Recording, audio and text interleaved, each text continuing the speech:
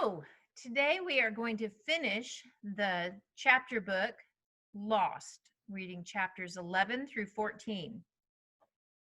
Chapter 11, Another Brilliant Idea. If you die in alien death trap, you can start over again. What if we died here? Would anyone even know what happened to us? I guess I'm never going to make it to Hero First Class, I said. Hey, you were a hero back there in the swamp, Callie said. What about me? If we don't find our way out, I'll never finish my book. Is that what you're always scribbling? I asked. It's called writing, she said, not scribbling. Thunder boomed again. So, what kind of book are you writing? I asked. Anything was better than thinking about the storm. If you must know, it's about this girl named Claire, Callie said. She's smart and brave and strong, and she saves the world from a pack of evil rats. And she thought aliens were stupid. If Claire is so smart, what would she do now? I asked. Callie frowned at me. Then she reached for the backpack. That was really smart what you did with the moose, Callie said. Now we need to be smart again. I leaned in to see what she was doing. Maybe, just maybe, she had a way to save us. Chapter 12, A Way Out? Callie pulled out what was left of the map.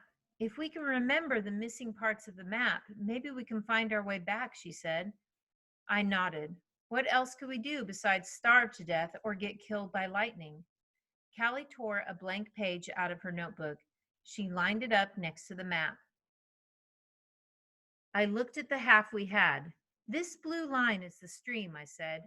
It ends at some green squiggly lines. I bet that's the swamp, Callie said. Her pencil flew. With a few quick lines, she drew a moose. Pretty good, I admitted. Draw me tricking the moose. Callie drew a skinny boy waving his arms. Draw bigger muscles, I said. Way bigger muscles. She rolled her eyes, but she drew in some big biceps. In one corner of the map, curved lines crowded together. That looks like a hill, I said. We learned that in geography class. I think that it's the hill we're sitting under, she said. She drew two people huddled under a rock. Try to remember what the other half of the map looked like, she said.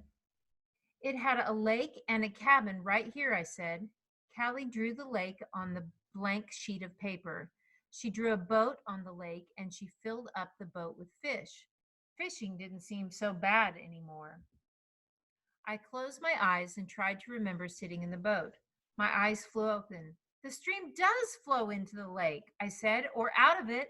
That's where Dad and your mom were catching all those fish. We just followed the stream the wrong way. Callie drew the stream so it connected with the blue line on the map. Hey, I said, didn't we see a big hill from the boat? Her eyes lit up. It was a whole different color of green, she said. I was wishing I had another green pencil so I could draw it right. I bet this is the same hill. Callie stared at the map for a long time.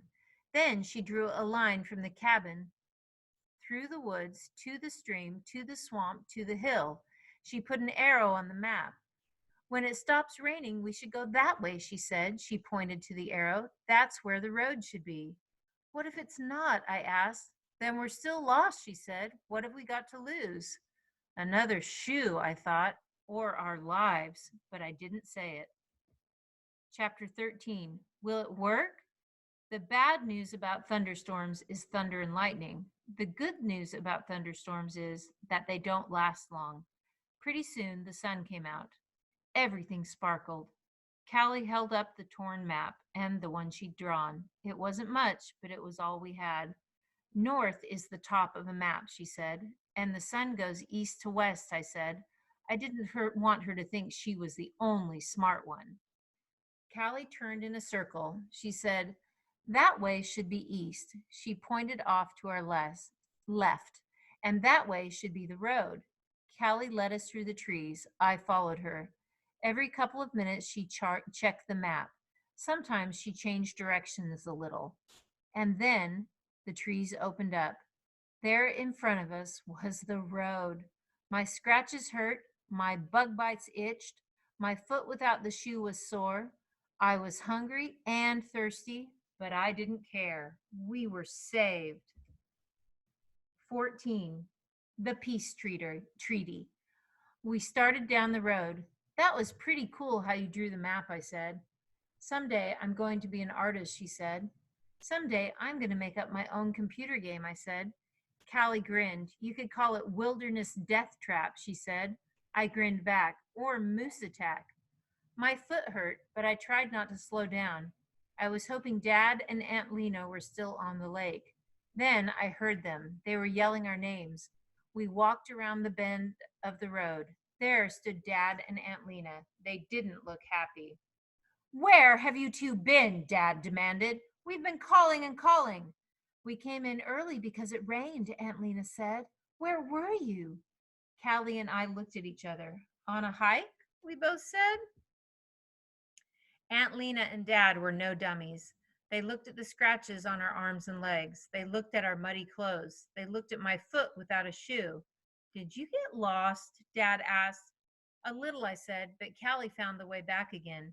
And David saved me from a moose, said Callie. A moose? Aunt Lena grabbed Callie. Dad looked at me. You did? He asked. Then he frowned.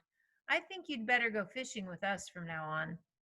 Sometimes in Alien Death Trap, you have to make a peace treaty with another player to get what you want. I have an idea, I said. What if we go fishing, but just for half the day? Then we do what we want for half the day. Dad and Aunt Lena looked at each other. Maybe fishing all day is a lot to ask, said Dad. Yeah, said Callie, a lot. What will you do for the other half of the day? Aunt Lena asked. I thought fast. I was going to ask Callie to show me how to draw a moose, I said. Callie shot me a look of surprise, but then she said, and I was hoping David would teach me to play Alien Death Trap, but his battery is dead. I wanted to hug her. Almost. Dad and Aunt Lena smiled at each other. Their kids were getting along. Okay, said Aunt Lena, it's a deal. And you do need a new shoe, Dad said, frowning at my bare foot. We'll take you to town tomorrow. We can recharge your battery at the library. And Callie needs more pencils, I reminded them. You must be hungry, Dad said. Let's get some supper. Fish? I asked. They weren't biting, Aunt Lena said. How about hot dogs instead? Good, I said. I'm as hungry as a bear. I've been thinking about good news and bad news again. The good news is it's summer, and a very large moose decided not to eat me for lunch. And tomorrow we're going to town, and I've got a cousin who's really not so bad. What's the bad news? I'm too tired to think of any. I think I'll just stick with the good news for now. Moose attack. Moose do attack hikers every year. Should you play dead if you meet a moose? It worked for a boy in Sweden. Several years ago, a news story told how a 12-year-old boy and his sister were walking in the woods when a moose charged them. The boy shouted at the moose, so it left his sister alone. Then the boy played dead. The sister ran to safety, and the moose wandered off. Later, the boy said he just did what he had learned to do in a video game that he liked to play. So this author used a real life experience in her book.